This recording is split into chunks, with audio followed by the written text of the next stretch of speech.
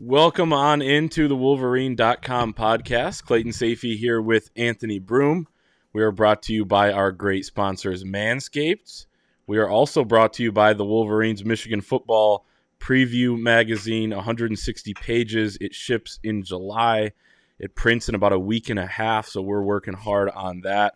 Go to the WolverineOnDemand.com to get your copy. If you pre-order it before June 27th, then you will save on shipping. It'll be $9 off free shipping, so do that right now. You're going to get it anyway, so just get it before June 27th. Get yourself that free shipping.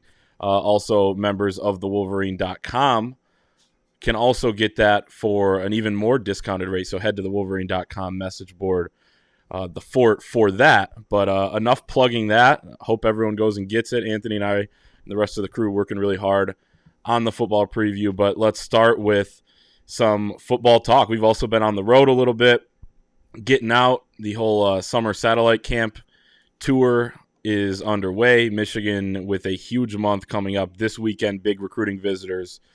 Next weekend is Victor's weekend, and that is the biggest recruiting weekend of the summer. So things are kind of heating up on that front when it comes to the Michigan staff. I was out at Ferris State last week for their mega camp that featured dozens of schools, including the entire Michigan staff. Jim Harbaugh there spoke to us as well after his speech to the campers. And then Anthony and I Wednesday night, we're out at Wayne State. Mike Hart, along with Ron Bellamy, showing face there at that camp. So I don't know, Anthony, I'll throw it to you just quick first. I mean, your thoughts just from kind of seeing these guys head around the country. It seems like they go from one place. I know I was talking to a couple on the people on the staff at Ferris State, and they were going right from there to the airport and back on the road to other camps. So they're hitting these things pretty heavy over the 10 days that they're allowed to.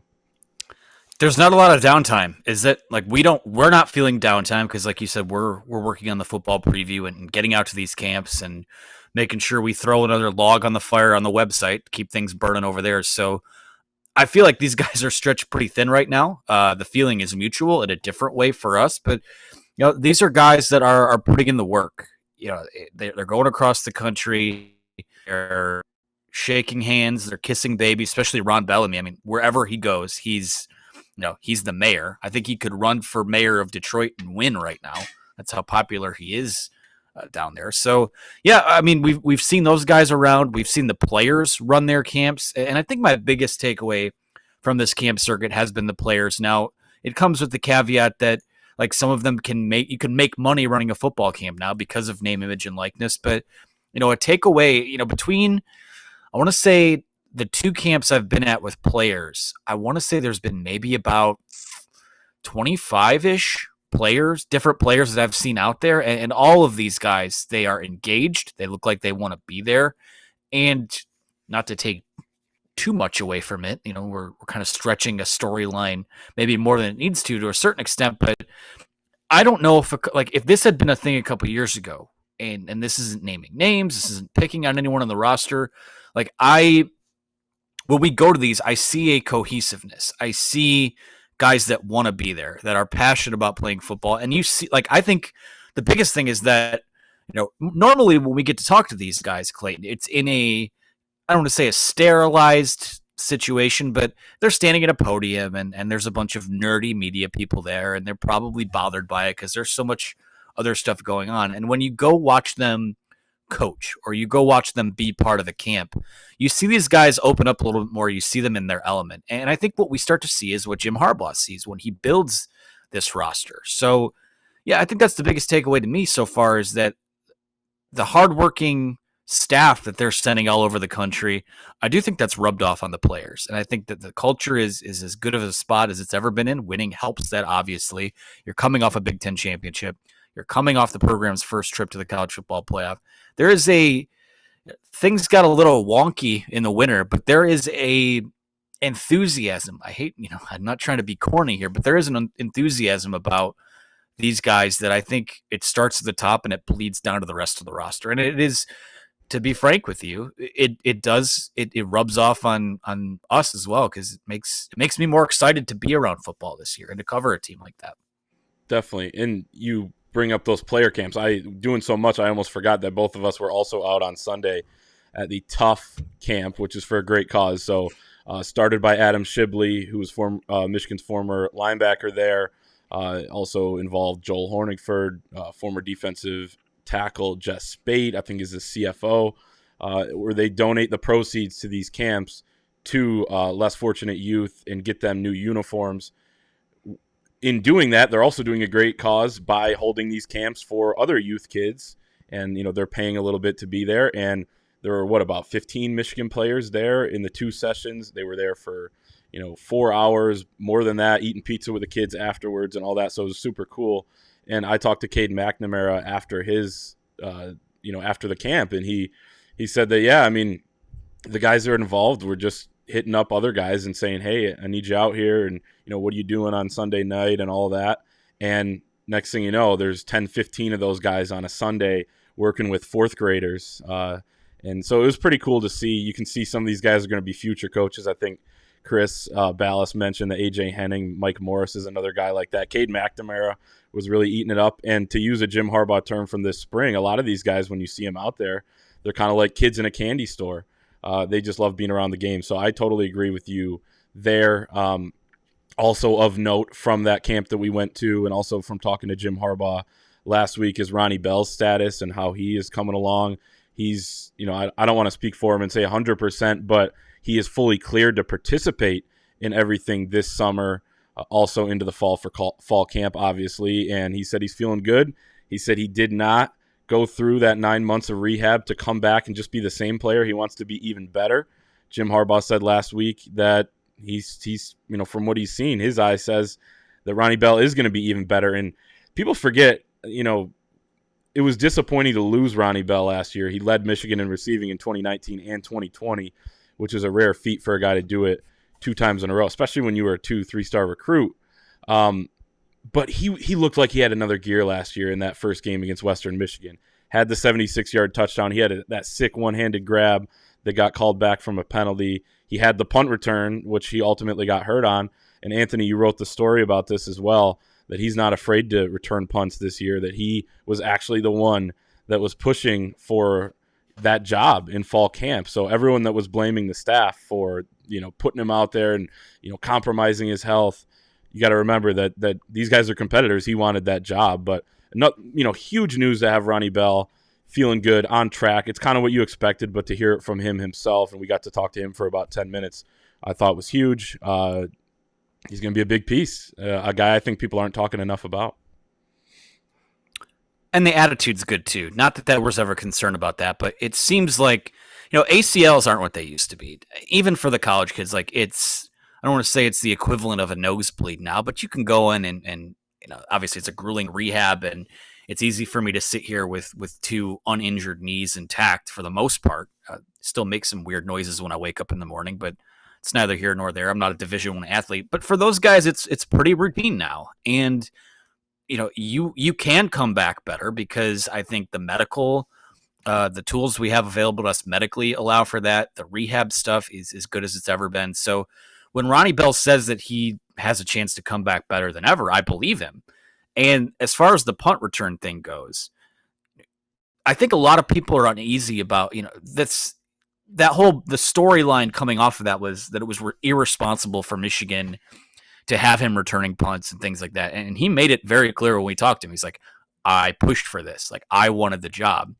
And it's not as simple. Like when you play Madden, right? You could just go in and toggle the fastest guy on the roster to play kick and punt return, and you think it's just that because, they're receivers or running backs, they can catch the ball anyway.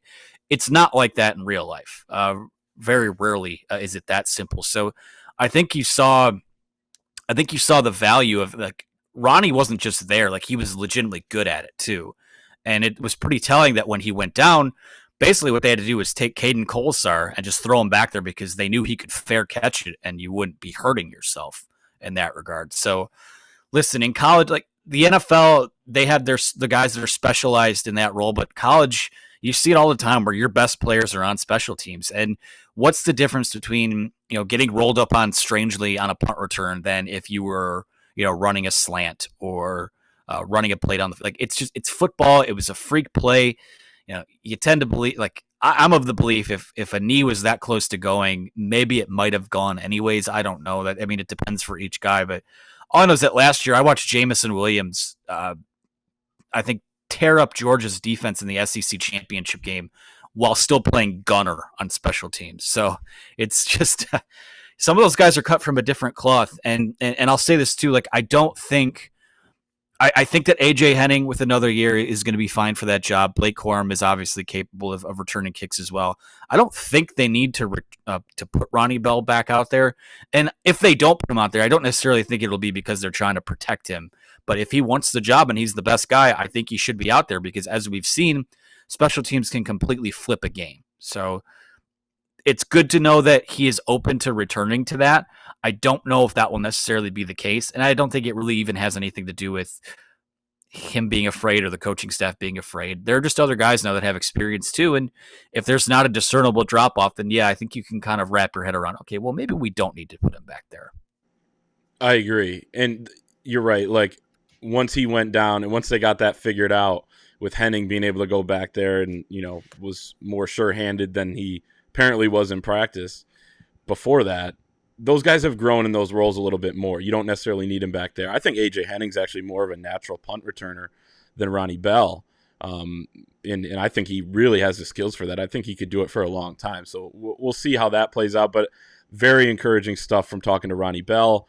As Jim Harbaugh said last week, the summer cycle, as he has coined it in recent years, which is basically just the summer workouts there, with the strength and conditioning staff, also the captain-led practices and things like that are underway. Those started last Friday, so Michigan really getting into it as they go forward here. Asked Ronnie Bell who some of the top leaders were that are getting guys together, because obviously they won't have the captains until fall camp, but it's him. Blake Corum has really stepped up as a leader. Cade McNamara has always been there.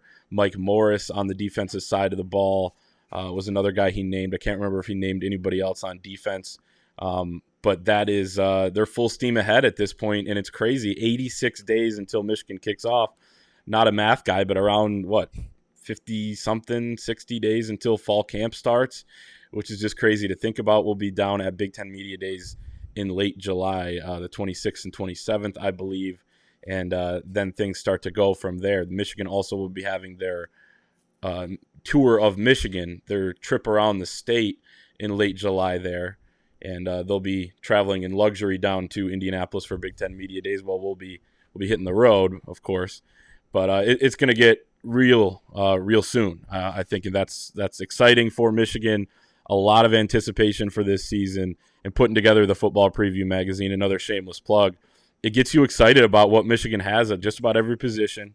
Also, in Anthony, you put together the Big Ten preview for that as well. It gets you excited about, watching some of these other teams and seeing what they're going to be, and, how much each team has returning and what kind of recruiting classes are coming in. Any takeaways from that Big Ten preview as you kind of went about it?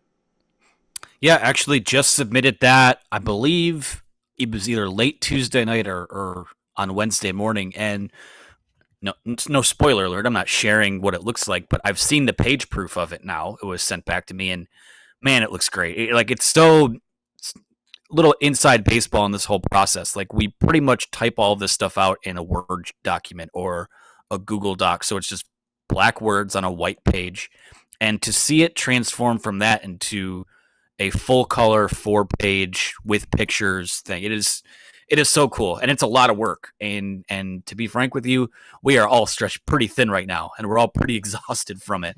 But having that in hand a couple weeks from now is going to be so damn rewarding, and I'm really looking forward to seeing what that looks like. But in terms of takeaways from the Big Ten, I think that we've always had an understanding, like even just going back to, I think it was maybe February, we did a look ahead issue of the magazine where you're looking at what's back on the roster. Obviously, we've had the benefit of spring football now and the inside intel, knowing where things are heading. I think we've always kind of known that this is going to be a good football team. And when you start to do a deep dive on the other teams in the conference, what you're seeing is, I think, outside of Ohio State, and I don't even think Ohio State is this Goliath that people are kind of putting them out to be. Especially, I think the Vegas odds have them at minus 400 to win the Big Ten. Michigan's at plus 800. Like, if you want to say that Ohio State's the favorite, fine. I can wrap my head around that. But I don't think it's that big of a gap, to be frank with you. And I think that Michigan is going to be a really good team. Obviously, I think that the floor for this team is probably 9-3, 8-4 at worst, and the ceiling is obviously what we know that they can accomplish based on last year. You look around at the rest of the conference, and it's just, I see a scenario where Ohio State is the buzzsaw again. I see a scenario where maybe Michigan State surprises people, or Penn State. They're 11-11 over the last 2 years. Maybe they return to form from earlier in the James Franklin era. Like, you start to see these kind of, how the other rosters shake out and who some of the best players are. And, there's a lot of positions on Michigan's roster where I don't know if I would take the room of other teams in the Big Ten over what Michigan has in a lot of different areas. Obviously, probably at quarterback, you would take the burden. Like, we know that J.J. McCarthy has a chance to be a star, but you'd probably take the bird in hand of knowing that you have a C.J. Stroud or that you have a loaded wide receiver room. But in a lot of other areas, like, I feel really good about where this team stacks up. And out west, I think that's the biggest takeaway is I think the Big Ten West, while it's still likely that whoever comes out of that division gets pummeled by whoever comes out of the East, I think that there's going to be some really good quality competition out there to come out of that division. I think there are 4 or 5 teams that, if things break right, you could see them playing in Indianapolis. So that's where we're at right now. There's a lot of work still to do. I mean, you've done, honestly, to be frank with you, you've done more of a deep dive on the rest of the teams in the conference, or at least who's on Michigan's schedule, than I have. Once we put this football preview to bed, I'll be diving into the other magazines and eventually even get that Phil Steele preview, which I consider to be the Bible of these off-season preview magazines. I'll do the deep dives, and there'll be more content coming throughout the summer. But I think my biggest takeaway is that Michigan has a chance to, like, last year, I've pounded the table for this since it happened last year. Last year does not have to be this lightning in a bottle Cinderella season. I think there's a real chance to keep building off of that. It's easier said than done, but I agree. I think what they did last year, not just with the wins and beating Ohio State and winning the Big Ten, not just on its own, they reset a lot, and that's including the culture, stuff that we talked about before, with just that life is back, that buzz around the program is back, and I think that's going to help. And then they're also stocking quite a bit of talent. I'm looking right now at the Athlon preview and their unit rankings in the Big Ten. Michigan has a top 2 position group in 5 out of the 8 that they ranked, or 5 out of the 7 that they ranked. No, 5 out of the 8 that they ranked. Quarterbacks, number 2. Running backs, number 3. Wide receivers, number 2. Offensive line, number 2. Defensive line, number 2. Linebackers, number 4. And defensive backs, number 4. So you're talking no worse than top 4. Top 2 in 4 out of 7, right? And that's crazy to me. Like, a year ago, we would not have said anything close to that. I think people were saying there's no position group that's even, top half of the Big Ten, that's proven. Maybe you would have thought that about 1 or 2 or whatever. David Ajabo was just a name at that point. Go back to last year. So what they've done in the last year has been pretty amazing. And we're entering a year where Michigan has loads of talent. I was also putting together for the football preview, looking at some recruiting rankings of these teams on their rosters, what they have now. And unsurprisingly, Ohio State was way ahead of the pack, but Michigan and Penn State too close to call at number 2. And then it's everybody else. So it tells you just how well Michigan has also recruited. And then you consider the fact that guys like Ronnie Bell were under the radar recruits, and a ton of others on the team. They've done a good job of developing too and gotten to them themselves to this point. But I agree with you when you look at some of the Big Ten stuff. Michigan State, I think, is going to be pretty good. I like what they picked up on offense with the Broussard kid from Colorado. At running back, Daniel Barker, tight end from Illinois, who they brought in, I think is an underrated one. I'm still skeptical about the back end of their defense. And I was really torn going through and ranking the games by difficulty between them and Penn State. I think they're both going to be challenging home games, but you're right, the floor on this team is super high, in my opinion, when you look at the schedule, which includes 8 home games. You have your tough road tests at Iowa, And I think the Hawkeyes are going to have a pretty nasty defense, but are going to struggle on offense again. Could come down to Columbus. And I know we talk about that a lot throughout the offseason. Could come down to that last game, as it has a few times in the Jim Harbaugh era, and now they have that monkey off their back. And just to tease the preview one last time, talking to 5 national analysts for our experts roundtable, that was one of the questions. Can Michigan build that momentum, or was it a flash in the pan, as you mentioned? And they each had different interesting takes on that. I think people will be encouraged to hear a couple of those, but a lot of anticipation building now that you're seeing the Michigan staff in person go around to these camps. I'm sure people have seen it on social media, but it's starting to get closer and closer. Yeah, and the one thing I'll say too about just doing a cursory look of ceiling, floor, what have you, I really do think things would have to go terribly wrong to do anything less than 9-3. Like then you're talking about you're probably losing at Iowa, you're losing to Michigan State and Penn State at home, which I don't see that happening. And then Ohio State, like we know what that has the potential to be on both ends of the spectrum, honestly. So yeah, people like let's just say they go 9-3, and that might be disappointing to people, and like it would be, because I think this team has a chance to do something better than that. I really do think the magic number is that kind of 10-2 mark, and anything more than that, you're over the moon about.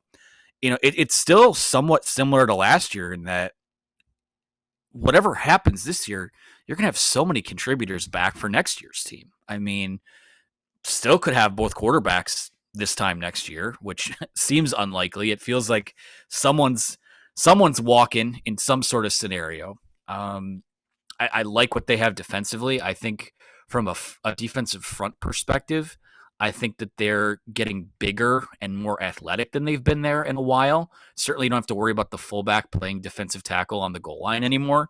So I think they're young and athletic in the secondary. I think Junior Colson, I think, might have as much upside as anyone on this team, offense or defense. I mean, that's a guy who I think is taking a huge leap this year and will be back. So yeah, like even if they do take a step back, like it's probably more likely that they take a step back from last year than they keep pushing forward and are even better.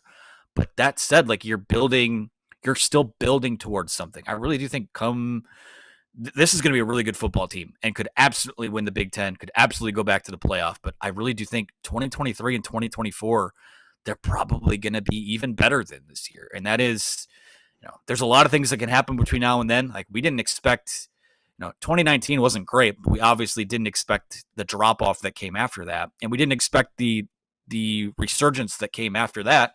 Things can be volatile at times, a couple transfers here and there, injuries, what have you. But it's crazy that I thought last year would be kind of the build up to maybe this is the year where you get back to winning, competing for Big Ten titles. And now it's just like, hey, like you might have something here and you have a real shot regardless of what happens. So even if let's say you're 9-2 going to Columbus, you win that game and all of a sudden, like you're kind of have some momentum in that, right? Like real palpable momentum in taking that rivalry back now. So there's a lot of scenarios in play where even if Michigan doesn't win the Big Ten, they can keep this thing trucking forward. And I think regardless, it's a pretty healthy spot to be in. Yeah, it's funny that 2021 class said they wanted to be the change for Michigan. They probably assumed, hey, by the end of our careers, maybe we'll get to the playoff or something. Well, they're so ahead of schedule. Guys like JJ and Donovan, they obviously contributed last season, but only 5 guys burned their red shirts. So you look at, or 5 or 6 burned their red shirts. So you're looking at a lot of guys that are really talented and they're yet to contribute much. And that's an exciting possibility down the line for Michigan. Let's talk basketball because there is some news on the basketball front.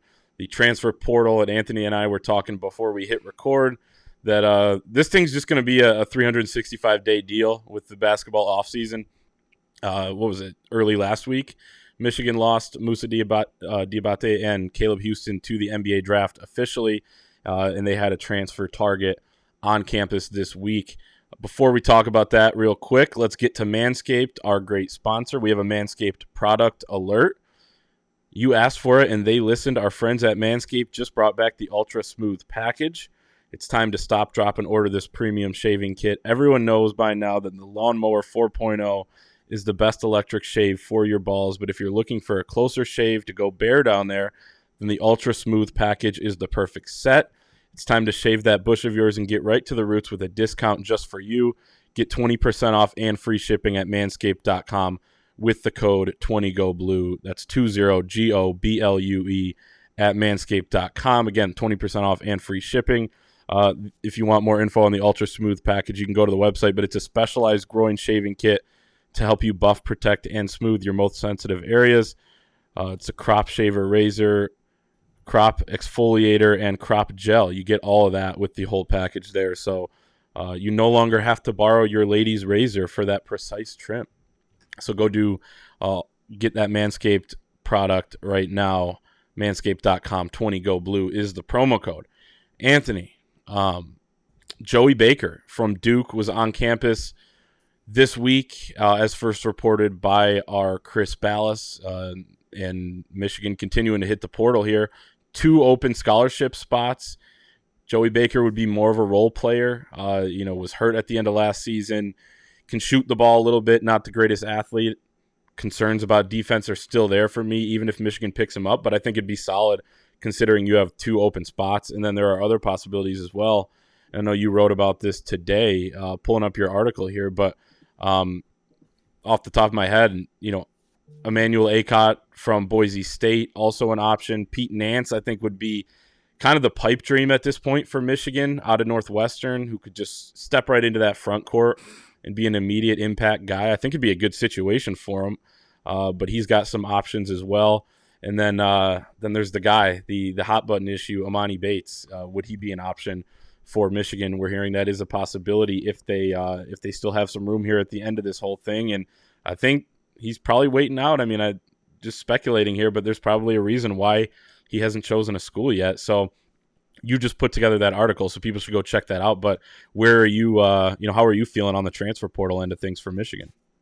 Yeah, one little disclaimer, because I saw it come up on the message board. There's a couple things I want to make clear about that article.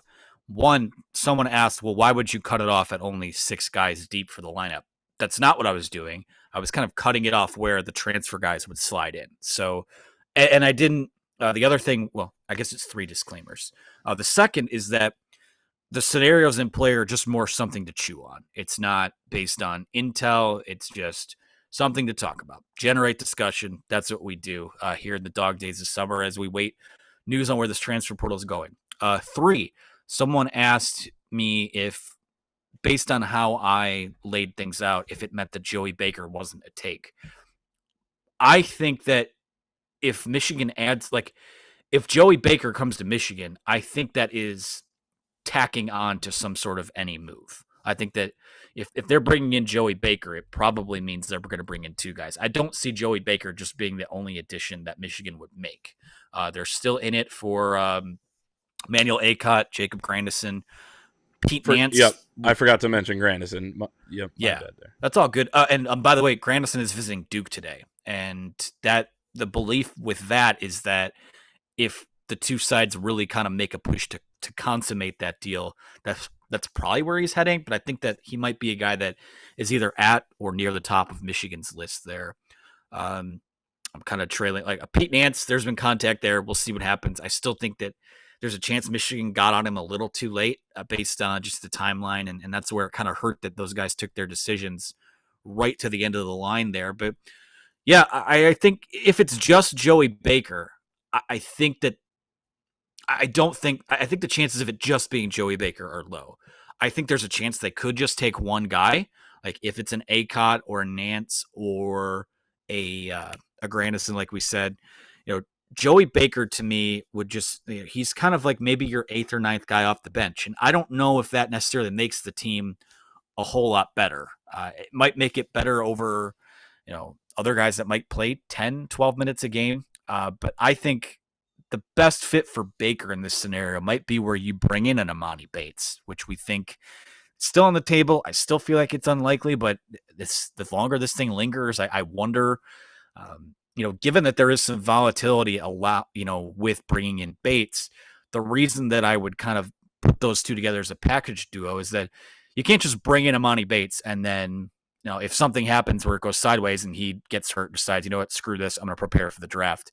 All of a sudden, like, you've added nothing from what those two additions or what the possible additions could have been. So that's where I would tack a Baker on there, just because, like, it's a guy that shoots 40% from three, and there's always an appetite for that. So that's the long and the short of that article and where things, like, I don't think we really have an idea of where things are heading, just because things are quiet on Nance, things are quiet on Acott. We'll see what happens with Grandison in this visit with Duke, but I really do think those are kind of the names that are on the table. I believe Ballas had thrown in a guy from Tennessee the other day, and the name escapes me right now, but yeah, we'll see what happens, but there's still a lot to sort out. And we talked about it before we were recording, like, why the reason that Juwan Howard, there's not really a scratched itch in the NBA, which is a ever flowing off season and a 24/7 job, because that's kind of what college basketball is becoming. And Howard's being paid pretty well to do that at his alma mater, and maybe he jumps to the NBA later on if there's a fit there.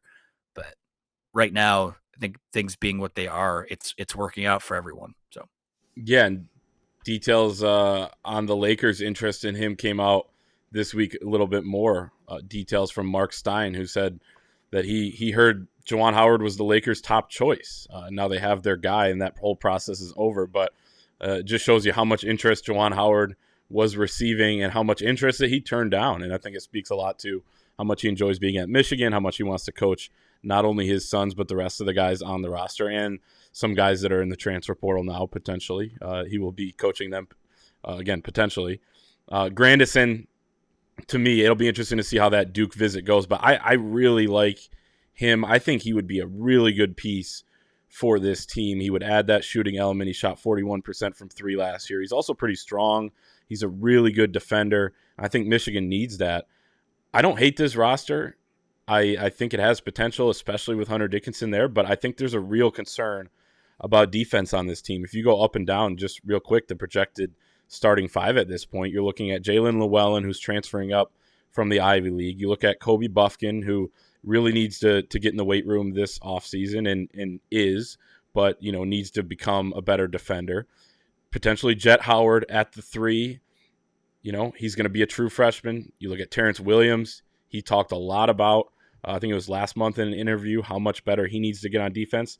And Hunter Dickinson, who's really not a plus defender and took a step back last year. I think a lot of that was due to what was around him. But there's some concern that you don't have a total, and I don't think Joey Baker answers that, but a total, defensive guy. And I think Grandison is that typical, the college version of the NBA 3-and-D, where he's going to knock down some shots for you. He's going to be solid. He's going to keep the ball moving, and he's going to be able to defend opposing wings, something that Michigan had a tough time with last season. So I think he would be a huge get. I think Pete Nance could do a lot of things as well, switch on to guys. And I think Acott is, athletic enough too at 6'8", but at the guard spot. So you could do some things with some of these guys. I think it'll be interesting to see, how it plays out, who else visits, if Amani Bates is a real, thing, and that comes to fruition and they end up taking him. So there's still a lot to watch on the basketball front for sure, but a lot is still up in the air. Anything else before we get out of here? Stay out of CJ Carr's Twitter mentions. That's all. Just a little PSA. Wish him the best. There's no, stay out of his Twitter mentions. You can't even wish him the best. No, well, you just let it be. I don't think that's going to be like, we know where it's heading. We know what's going to happen when he pulls the trigger, likely on Notre Dame this evening. Just chill, because I think that things will work out well for everyone. So just trust the. Don't need to address it more than that. Just a PSA. That's all. Dante Moore, trust the process. That's all I got. We'll see everybody next time. Appreciate it.